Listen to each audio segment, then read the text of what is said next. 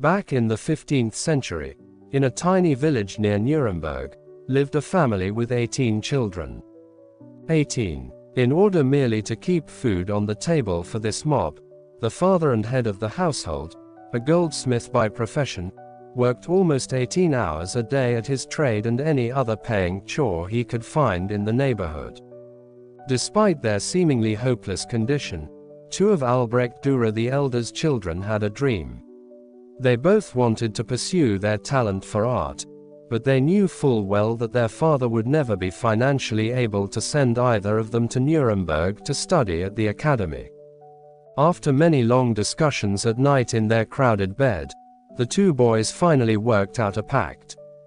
They would toss a coin.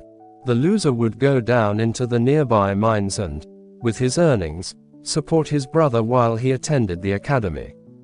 Then, when that brother who won the toss completed his studies, in 4 years, he would support the other brother at the academy, either with sales of his artwork or, if necessary, also by laboring in the mines. They tossed a coin on a Sunday morning after church. Albrecht Dürer won the toss and went off to Nuremberg. Albert went down into the dangerous mines and, for the next 4 years, financed his brother, whose work at the academy was almost an immediate sensation. Albrecht's etchings, his woodcuts, and his oils were far better than those of most of his professors, and by the time he graduated, he was beginning to earn considerable fees for his commissioned works. When the young artist returned to his village, the Dürer family held a festive dinner on their lawn to celebrate Albrecht's triumphant homecoming. After a long and memorable meal, punctuated with music and laughter, Albrecht rose from his honored position at the head of the table to drink a toast to his beloved brother for the years of sacrifice that had enabled Albrecht to fulfill his ambition. His closing words were, "And now, Albert, blessed brother of mine, now it is your turn. Now you can go to Nuremberg to pursue your dream, and I will take care of you." All heads turned in eager expectation to the far end of the table where Albert sat, tears streaming down his pale face, shaking his lowered head from side to side while he sobbed and repeated, over and over, "No, no, no, no." Finally, Albert rose and wiped the tears from his cheeks. He glanced down the long table at the faces he loved, and then, holding his hands close to his right cheek, he said softly, "No, brother. I cannot go to Nuremberg.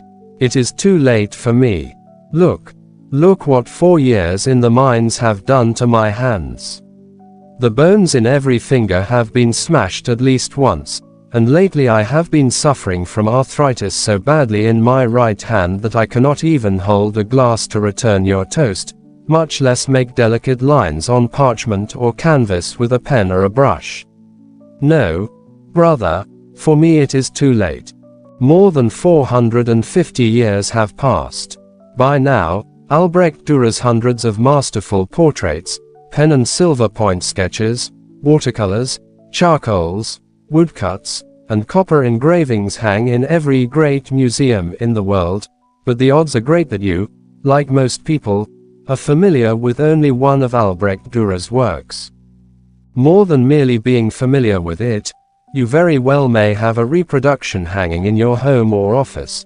One day, to pay homage to Albert for all that he had sacrificed, Albrecht Dürer painstakingly drew his brother's abused hands with palms together and thin fingers stretched skyward.